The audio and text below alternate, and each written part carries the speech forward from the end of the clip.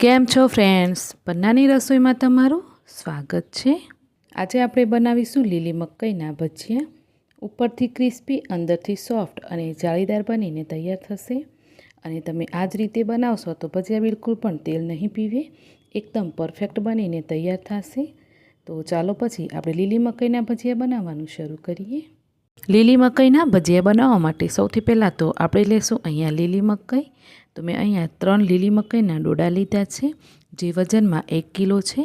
અને લીલી મકાઈના તમે ડોડા પસંદ કરો ને એને તમારે એકદમ કુમળા હોય અને એકદમ તાજા હોય એવા જ પસંદ કરવાના, એનાથી જે ભજીયા બનશે ને એ સરસ બનશે। હવે આપણે 3 ડોડાને છોલી લેશું અને એની અંદર જે પતલા રૂસકા આવે ને એ આપણે એક એક કરીને વીણી લેવાના, એને તમારી ભજીયાની અંદર નહીં જવા દેવાના। તો આપણે 3 ડોડાને ફોલી અને આ રીતે સાફ કરી તૈયાર કરી લીધા છે। તો હવે આપણા ડોડા છે ને એકદમ તાજા અને કુમળા છે, તો આપણે એને છીણીથી ગ્રીટ કરી લેશું। જો તમારી પાસે કદાચ પાકા ડોડા હોય અને એના તમે ભજીયા બનાવવા માગતા હોવ તો પછી તમારે દાણા કાઢી અને દાણાને થોડા મિક્સરમાં ચલાવી લેવાના અને ત્યાર પછી જ તમારે વાપરવાના। તો અત્યારે તો આપણે જે લીધા છે ને ડોડા એકદમ સરસ છે, એકદમ તાજા અને એકદમ કુમળા દૂધથી ભરેલા।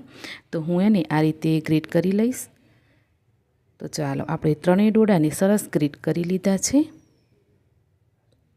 તો હવે આપણે ગ્રેટ કરેલા ડોડાનો જે માવો છે એને એક વાસણની અંદર કાઢી લેશું, મતલબ કે આપણે એક મિક્સિંગ બાઉલમાં લઈ લેવાના અને ત્યાર પછી આપણે બધા મસાલાઓ કરીશું। તો સૌથી પહેલાં આપણે સમારેલા 2 લીલા મરચાં એડ કરી દઈશું। તીખાશ તમે તમારા પ્રમાણે થોડું વધતા ઓછી પણ કરી શકો છો। હવે ખાસા બધા એવા લીલા ધાણા સમારેલા એડ કરવાના। ત્યાર પછી આપણે મરચાં અને આદુની પેસ્ટ એડ કરીશું, જે 2 ચમચી જેટલી એડ કરી છે મેં। હવે 1/4 ચમચી જીરું, 1/4 ચમચી અજમો, 1/4 ચમચી હિંગ, 1/4 ચમચી જેટલા ધાણા જીરું પાવડર, અડધી ચમચી જેટલો હળદર પાવડર અને 1/4 ચમચી જેટલો ગરમ મસાલો અને ખાંડ ઉમેરીશું 2 ચમચી। અને ત્યાર પછી આપણે 1 લીંબુનો રસ નીચોવવાનો છે। તો આ ભજીયાની અંદર લીંબુ અને ખાંડ બંનેનો ઉપયોગ કરવાનો, જેથી તમારા ભજીયા બનશે ને એ એકદમ ટેસ્ટી બનશે અને ફૂલશે પણ સરસ। છેલ્લે આપણે સ્વાદ પ્રમાણે મીઠું એડ કરી દેવાનું અને હવે બાઇન્ડિંગ માટે આપણે થોડું બેસન લઈ લેશું। થોડું થોડું કરી પાણી એડ કરી આપણે બેટર બનાવવાનું છે।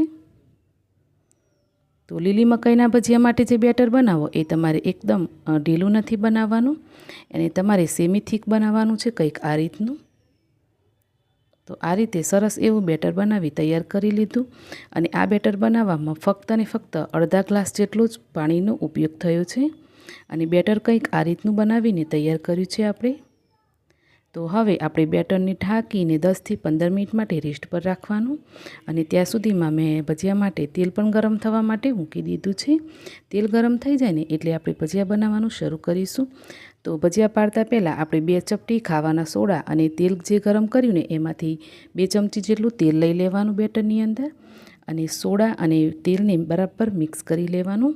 તો આ તમારે છે ને છેલ્લે તેલ ગરમ થઈ જાય ને ત્યારે કરવાનું, એનાથી ભજીયા સરસ ફૂલશે અને એકદમ સોફ્ટ બનશે। તો હવે તેલ પણ આપણું ગરમ થઈ ગયું છે, તો આપણે એક એક કરીને ભજીયા પાડી દઈએ। જ્યારે તમે ભજીયા બનાવો ને ત્યારે તેલ છે એ મીડિયમથી થોડું વધારે ગરમ હોવું જોઈએ। જો તમે મીડિયમ તેલ ગરમ કરીને કરશો તો ભજીયા તેલ પી જશે, એટલે થોડું તેલ છે એ વધારે ગરમ કરી અને પછી ભજીયા બનાવવાના। અને ભજીયા તમારે ગોળ ના બનતા હોય તો તમારે શું કરવાનું, જે વાસણની અંદર બેટર છે અને જ્યાંથી તમે બેટર લો એ કોર્નરમાંથી બેટર લેવાનું અને ભજીયા પાડવાના, જેથી ગોળ બનશે। અને હવે ભજીયા એકદમ ક્રિસ્પી થાય ત્યાં સુધી એમને તળવાના છે। તો 2 થી 2.5 મિનિટ જેટલો ટાઈમ થયો અને આપણા ભજીયા સરસ તળાઈ ગયા, તો આપણે કાઢી લીધા છે। હવે બીજી બેચના ભજીયા બનાવવા માટે તમારે એક વાસણમાં પાણી લેવાનું, પાણીવાળો હાથ કરી અને પછી ભજીયા બનાવવાના, એથી ભજીયા છે ને એ ગોળ બનશે। અને આ રીતે તમારે ભજીયા તળીને તૈયાર કરવાના છે। અને તમે જે ભજીયા તળવા માટે તેલ મૂકો ને એ તેલ મૂકવામાં બિલકુલ પણ કચાશ નહીં કરવાની, નહીં તો પછી ભજીયા શું થશે, 2 મોઢાવાળા બનશે, કાં તો ગોળ નહીં બને, કાં તો એકબીજા સાથે ચોંટી જશે। એટલે તેલ તમારે જે વાસણમાં ગરમ કરો ને એ વાસણ અડધું ભરેલું હોય એટલું તેલ તો ગરમ કરવા માટે મૂકવાનું જ છે। અને અહીંયા બીજી બેચના આપણા ભજીયા હતા એ પણ સરસ એવા તળાઈ ગયા છે। તો અહીંયા આપણા બધા જ લીલી મકાઈના જે ભજીયા છે એ બનીને તૈયાર થઈ ગયા છે અને બન્યા છે ને ભજીયા એકદમ તમને જોતાં જ બનાવવાનું મન થાય એવા। તો આ રીતે તમે પણ ભજીયા બનાવીને જરૂરથી ટ્રાય કરજો. બહુ જ સરસ બનશે. ના તો એ તેલ પીશે, ના તો એ એકદમ સોફ્ટ પડી જશે, ઉપરથી ક્રિસ્પી, અંદરથી જાળીદાર પણ બનશે. તો આ રીતે તમારા સરસ એવા ભજીયા બનીને તૈયાર થશે ફ્રેન્ડ્સ. તો ચાલો, આપણા તો ભજીયા બનીને તૈયાર થઈ ગયા છે. તમે પણ આ જ રીતે જરૂરથી ભજીયા બનાવીને ટ્રાય કરજો. અને લીલી મકાઈના ભજીયાની રેસીપી તમને કેવી લાગી મને કોમેન્ટ કરીને જરૂરથી જણાવજો. અને આ રેસીપી તમને જરા પણ પસંદ આવી હોય તો મારા વિડીયોને લાઇક શેર કરી ચેનલને જરૂરથી સબસ્ક્રાઈબ કરજો. તો મળીશું એક આવી જ નવી રેસીપી સાથે. આવજો.